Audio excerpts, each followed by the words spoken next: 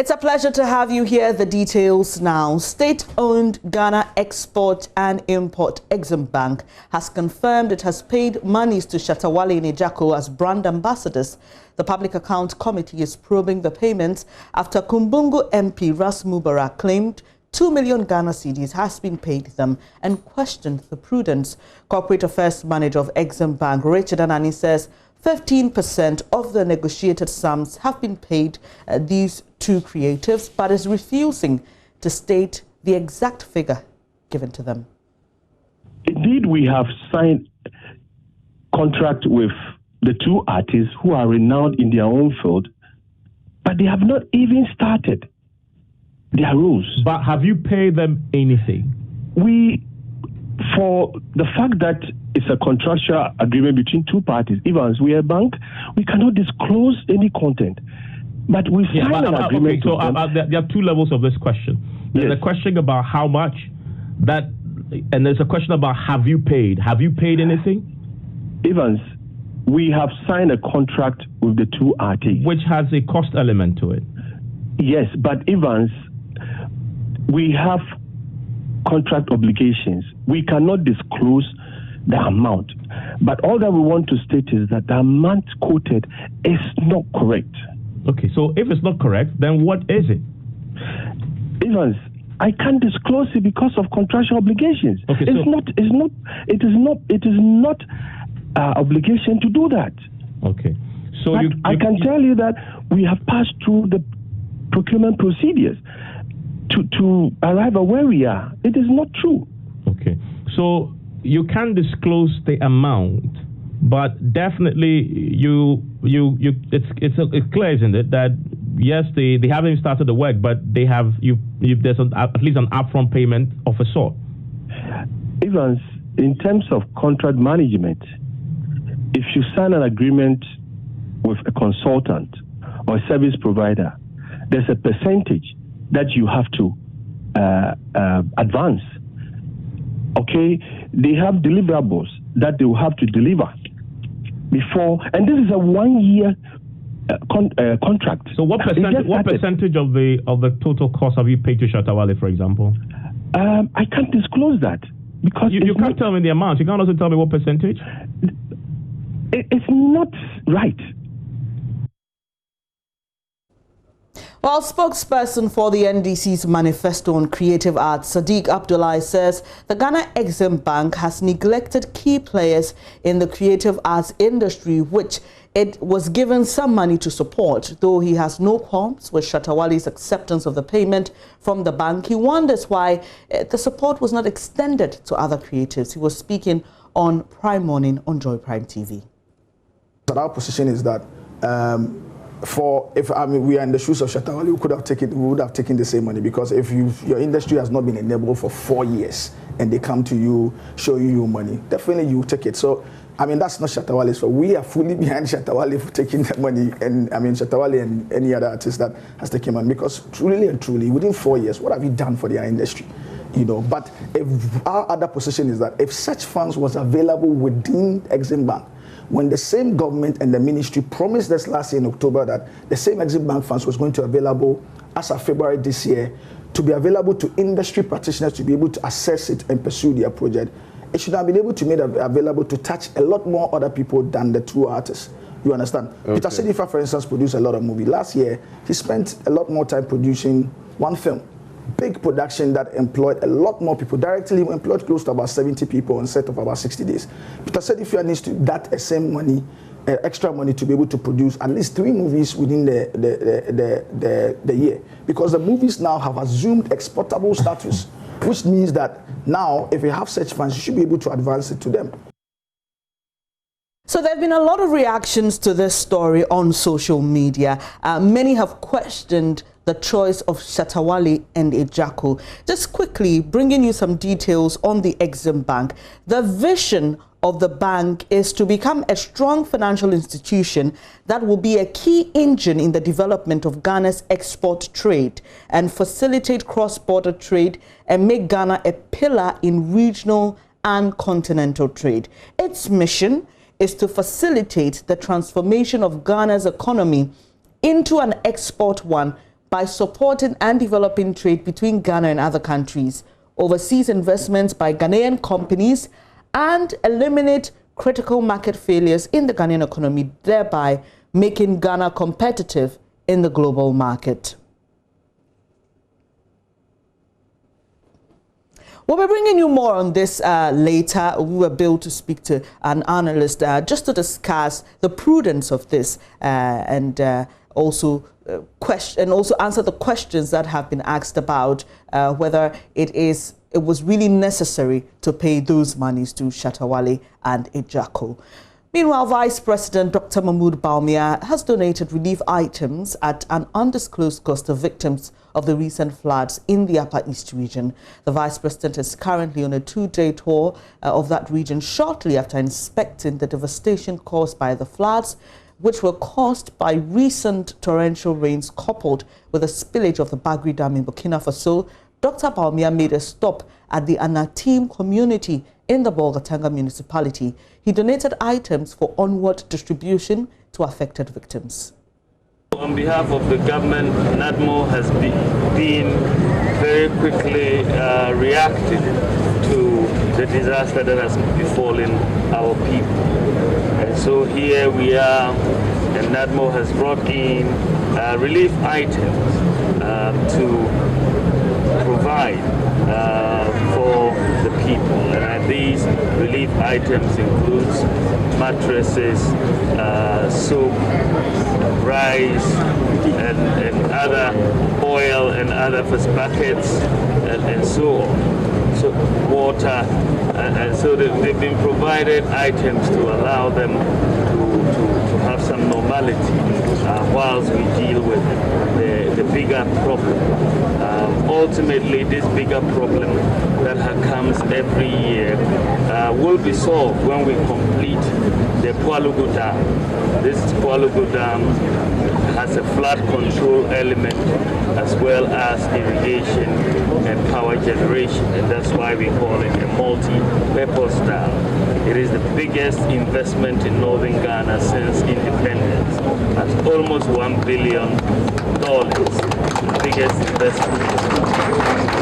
So whilst we work to deal with this disaster, we want to assure people that we are solving it fundamentally with the Pualugu Dam project. And we ask for their patience as we deal with this project and see it to completion. So I would like to, on behalf of government, come and sympathize with the people who have been affected and to provide these relief items on behalf of the national and government to them. So I thank you very, very much.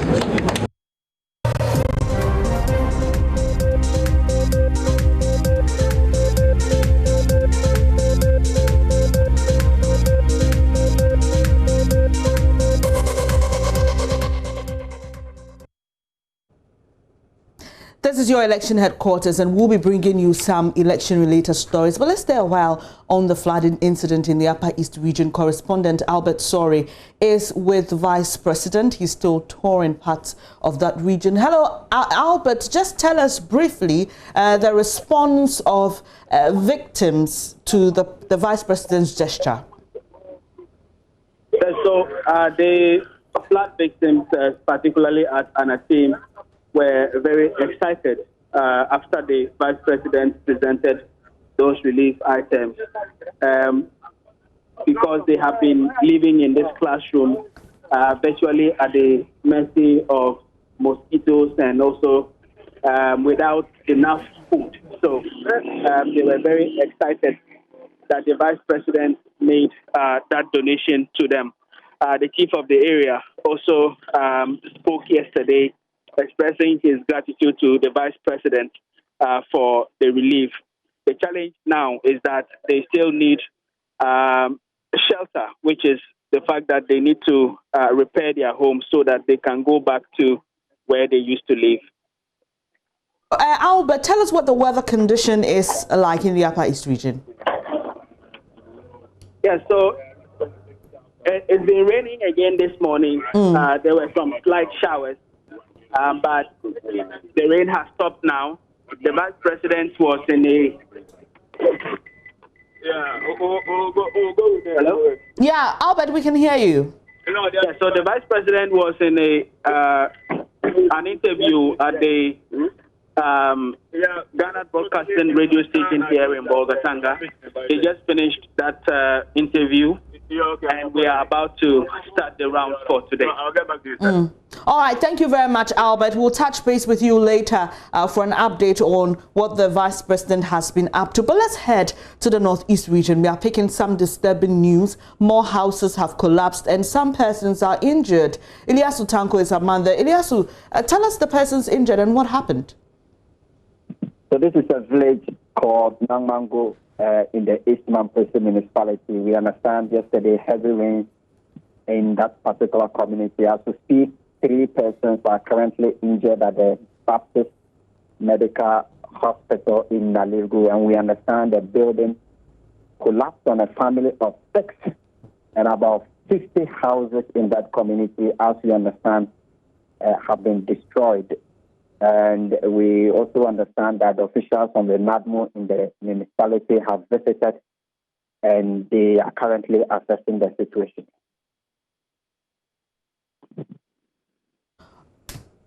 All right, Ilyasu, so the family of 6, just when you were wrapping up on that one, I couldn't hear you clearly. Where are they now? Yes, we understand 3 persons are currently severely injured and they are currently being treated at the Baptist Medical Center in Nalirgu. And we also understand most people whose houses have collapsed are currently living with family and friends in that community. We've seen some pictures from the northeast region and the houses that collapsed that we saw earlier were mud houses. Is that a similar situation in this case? Yes, exactly. And these are the houses in the Namango community, and 50 of them, as we speak, have been destroyed. 60 houses, you say? 50. Yes, 50 houses. Okay. Have been destroyed in the community. So, based on this latest information, is it right to say then that the floods are not receding at all in the northeast region?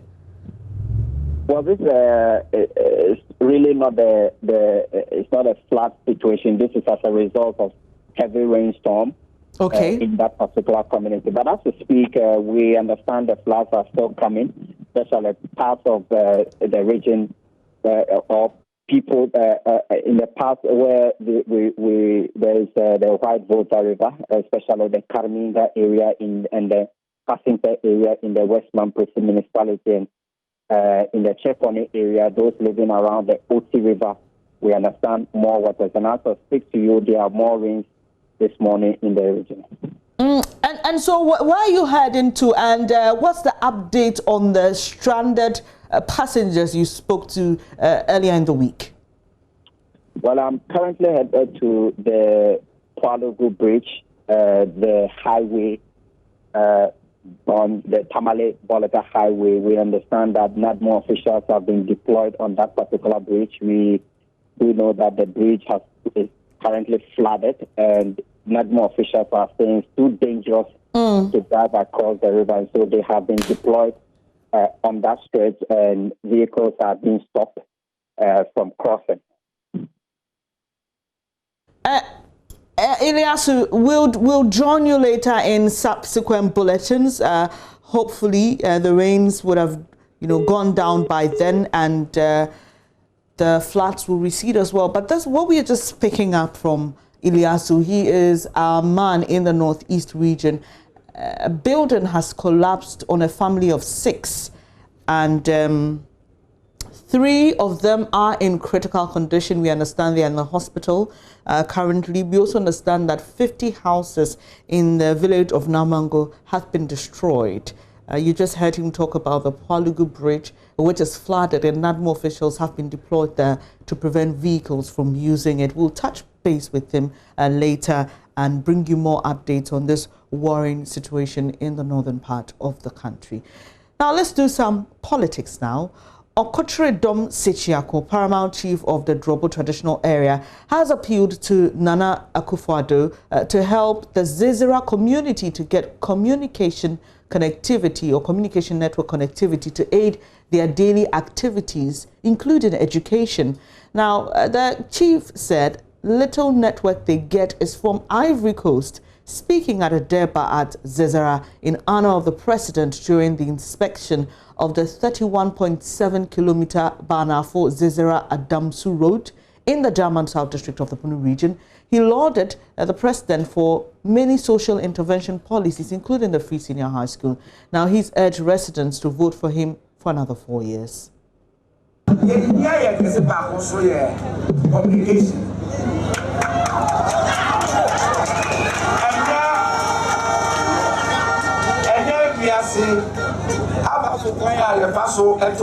One of the important things we need is network connectivity.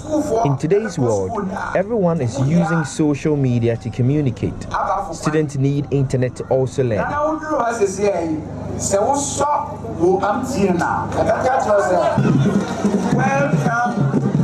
to CI Orange. If you get here, you can get the network signal from Ivory Coast. Meanwhile, we are in Ghana. So we are pleading that we need a good network connectivity.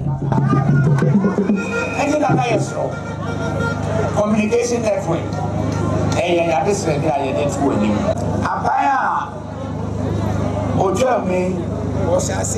The previous administration started the construction of the day senior high schools here. We are pleading to you to complete it so that the children here can go to school.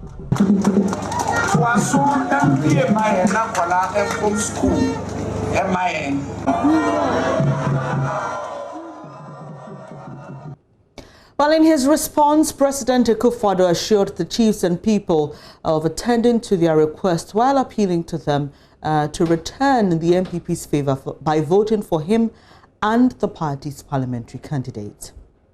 As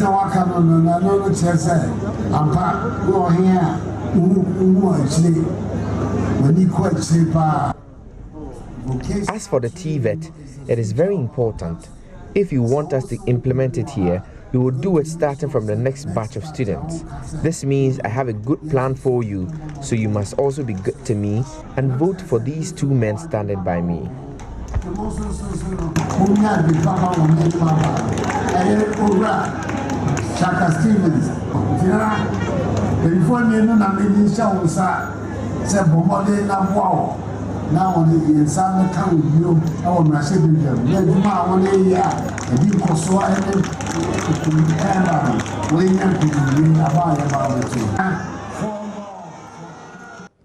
The Bono East Regional Chapter of the Concerned Assembly Members of Ghana has called on its members to endorse the promise made by former President John Dramani Mahama to pay Assembly members monthly allowance when voted into power. The group, at a press briefing held in Tichiman, reiterated challenges that confront their day-to-day activities, and correspondent Anasa Bit will tell you more in the following report.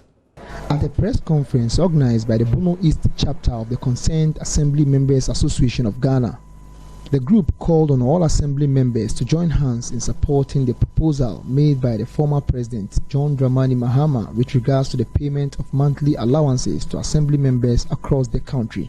Concerned Assembly Members Association of Ghana, CAMOG, is an association of progressive-minded assembly members who believed that to achieve a better local governance system, there is the need to pull along the local champions, which is we, the assembly members, and also to address the challenges that confront us in our day-to-day activities and our welfare as well. Now, to recent development towards His Excellency John Dramani Mahama, policy proposal for paying allowances to assembly members. We have held different press conferences in different regions of Ghana, where emphasis was placed on how His Excellency John Dramani Mahama proposed to make revenue for the payment of the monthly allowances for assembly members. They described an earlier press conference addressed by the Greater Accra Assembly members as a lazy and shallow foresight on the part of the group. There was a press conference by a group calling itself Greater Accra Assembly Members, which assessed that paying of monthly allowances itself is a good policy, and it has been a long overdue. But they hold their doubt as to whether the person proposing will be able to deliver, and later went further to throw their support for the current president. It is only a lazy and a shallow foresight leader who, when seeing an opportunity in front of him, instead of pursuing it, will sit and be complaining. If you agree to the proposal, why don't we cheer on the proponent to victory so you can also make your followers happy? National coordinator of the association, Mr. David Atachum, tells JoyNews that as assembly members, their only source of income is the sitting allowances they secure during assembly meetings.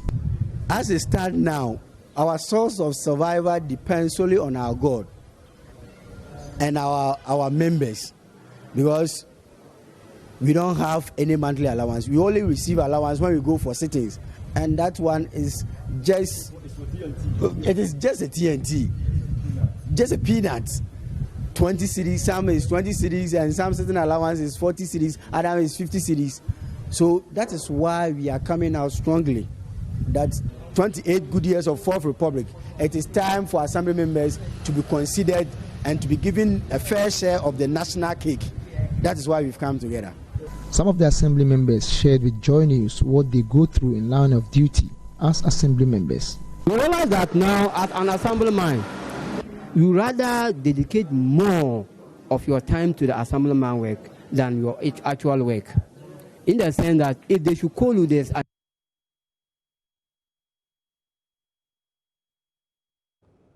Now, the Inspector General of the Ghana Police Service, James Opombwenu, says personnel are fully prepared to ensure that the 2020 general election is conducted in an atmosphere of peace and tranquility.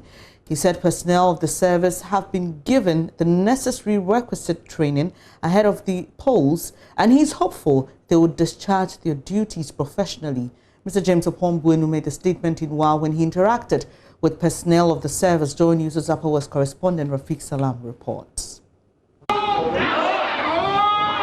The Inspector General of the Ghana Police Service, James Opombwenu, is in the Upper West region to assess the operational capability of personnel and to see their preparedness towards the 2020 general election. The Upper West Regional Police Command therefore held a simulation exercise at the Nana Addo II Park for him to see and to review if necessary. The exercise, which was mainly practical, gave the personnel the capacity to identify early warning signals, disperse violent mobs, dismantle unauthorized roadblocks, maintain law and order at political rallies, and effectively use the long button in crowd control and dispersal.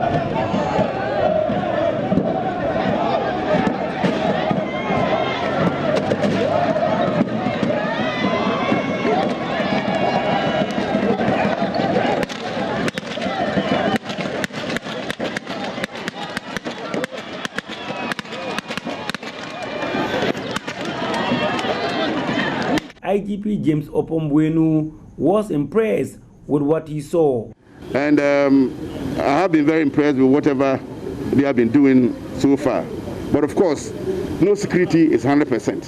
So definitely you have a few things that we might not be very happy with. But those ones, like you said, are matters that are meant for the personnel alone, not for the general public. For the general public, I believe that everything that we have done here is okay. I am sure, I'm very confident that on the D-Day, they'll be able to police the ballot properly, the election properly.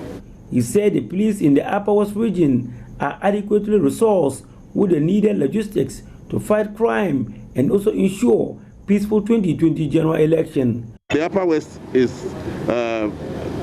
quite properly resourced to be able to take care of whatever eventuality is thrown at them. They should be able to police the region whenever the challenges arise. Some time ago, we used to have problems with highway robberies, we used to have problems with residential robberies. You and I know that they are things of the past now. You don't hear about them again. So they are properly resourced to be able to deal with the situation. Reporting for JoyNews, Rafiq Salam. Wow.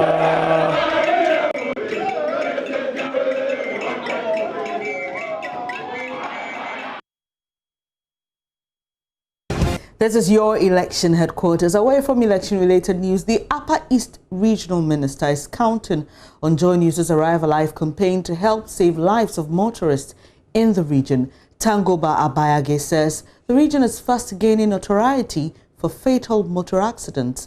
Information available to her suggests at least a rider is rushed to the Tamale Teaching Hospital in the northern region for neurosurgical attention daily. The minister, who says she lost someone who campaigned for her in an accident, has been encouraging the youth to heed road safety advice. Just 2 days ago, I went and joined colleagues to bury a 33-year-old boy that I know very well because he campaigned for me. He had a motor accident 4 days before. We sent him to Tamale. I had a lot of chat with the doctors. Unfortunately, I think just when we were having discussions about what to do with him, he was actually about dying. So he died and we buried 2 days ago. I'm saying this to tell the country, especially the Upper East region, that it is one of the saddest things to experience, and I wish you had your video there, to experience the wailing, the fainting of even men at the loss of such a young soul. One of the worst things to experience is death by accident or maiming by accident. I've encountered people with one hand that you knew were full-bodied, one leg, some with brain injury. And as I said, I had a discussion with the doctors. They told me that this region, particularly this Upper East region, is one of the regions that has leading incidents of motor accidents. Tamale Teaching, he was sent to Tamale Teaching Hospital. Tamale Teaching Hospital has a neurosurgeon department, surgical department. He says almost every day they carry one patient or the other to Tamale in traumatic situations. I'm pleading. This is a very passionate appeal to the young ones. Please arrive alive.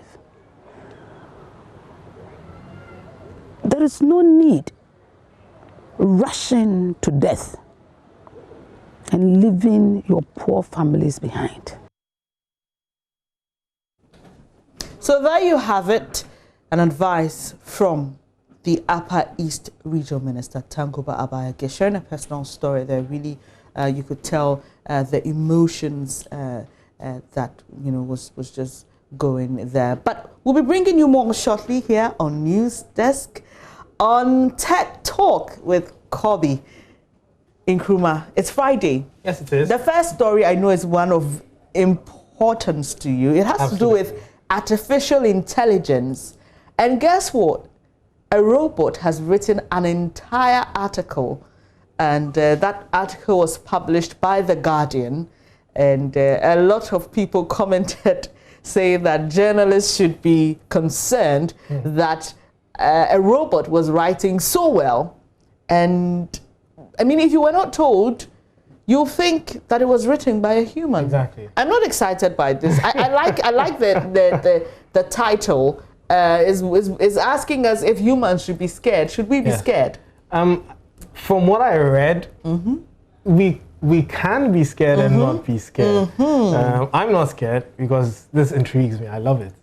And the fact that there's one line that I read and I kept trying to understand. The robot said, Humans must keep doing what they have been doing, hating and fighting each other. I will sit in the background and let them do their thing. And God knows that humans have enough blood and gore to satisfy my and many more's curiosity. This was a robot. That is scary. So what? That is scary. Tell us what this means. Does it mean that the robot has learned through artificial intelligence that what humans do the most to one another is fight? It's hate each other. It's just plain. It doesn't even. So we're asking. A lot of people are afraid that artificial intelligence will take over the world and want to wipe humans out and then take over. And so they challenged the AI GPT-3 to write an article to convince us humans why we shouldn't be afraid of it. You've spoken about a portion in that article that got you thinking. There's one that got me thinking too, and it's where the robot said that we shouldn't worry. It's not meant to harm us, but it will do what its creators want it to do. Exactly. That is scary. Which is what it's saying, that humans keep doing what they've been doing, hating and fighting each other. So that's to suggest if robots ever take over the world, if robots are ever used for wars, and I know there are talks to have robots engaged in war and all that, then it will mean humans made it. It is our fault, not their fault. It's never their fault, because this GPT-3 artificial intelligence system learns everything it knows from us. We just fed it information. But Spiky, I read somewhere that they can generate their own intelligence, and that's why they're called. After a while, they begin to self-generate. So doesn't that go beyond what we've taught them? That goes beyond, you see. So it's like you give it a foundation, and it's based on this foundation that it begins to learn. So it's like a child learning to walk, and then from that it learns to run. It wouldn't be able to run if it didn't learn to walk. And you taught the child to walk. If you hadn't taught the child to walk, it wouldn't know that it would be possible for it to run. It probably would be going on all fours, thinking that's how it's supposed to move forever. But by teaching it to stand upright and walk, you've given it the first step, which is going to develop into running. But the desire to walk for a child is very innate. The child wants to walk, and you assist, you support, you urge the child on. I don't think it's the same as the robot, because the robot doesn't have anything. We make it do what it has to do. We have sort of made it in quote unquote our own image and how it learns. We are trying to mimic God, creating robots in our own that image. Can learn from us and then get better. So are you afraid? I am concerned. I'm not afraid. I'm concerned. Looking at even the little technology we have, I've told this is like a drop in the ocean in terms of the potential of technology and artificial intelligence. And I'm just looking at what my phone can do for me, and I begin to wonder if what I really want is to see artificial intelligence take over the world. I know we can have this conversation forever, you and I, but let's move on to more tech news. Amazon says it's going to employ or hire some 33,000 people, and it's going to give them compensation. Why do you hire and compensate somebody?